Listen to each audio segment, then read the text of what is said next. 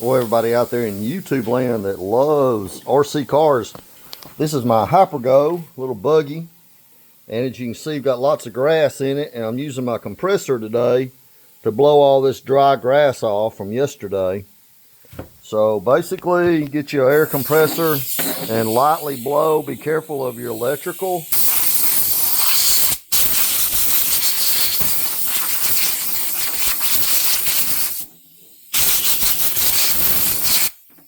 As you can see, in just a few seconds, it blows off dirt, sand, a lot of debris.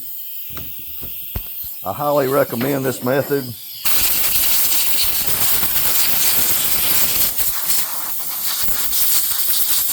To clean your model up. So a little tip on electric RC carring. You guys take care. I'm out of here.